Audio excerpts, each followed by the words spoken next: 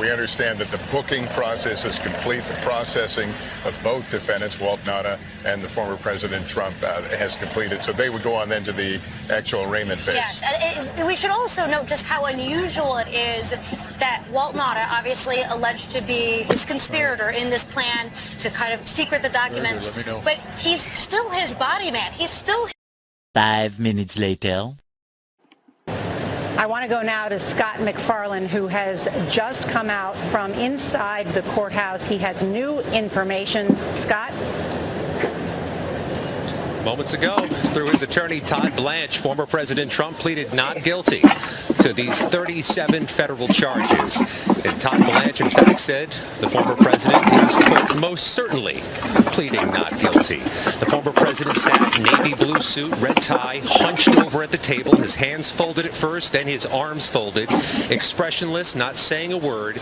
It was his defense attorney who stood and said he's not guilty to these charges. The proceedings are ongoing. They're going to talk about release conditions. They're going to talk about future scheduling, the dates of the next hearings. But before the hearing began, the former president was booked. He was processed. Digital fingerprints taken.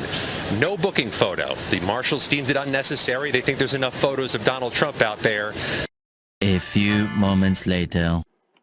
New pictures now of Donald Trump inside the car as he was being driven to the courthouse in Miami, waving to the camera. This was not long before he was actually arrested inside the building on federal criminal charges. Let's get some perspective on what the former president is going through today from some veterans of the Trump White House. Former White House Press Secretary Stephanie Grisham, former Deputy White House Press Secretary Sarah Matthews, both join me now. Stephanie, let me start with you.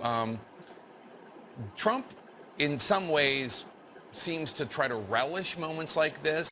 You what? Happening in the sweltering heat in front of the Miami courthouse today.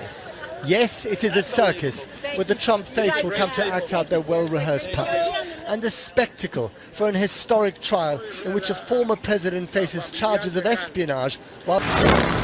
And that legends are a way of understanding things greater than ourselves. Forces that shape our lives, events that defy explanation. Individuals whose lives soar to the heavens or fall to the earth. This is how legends are born.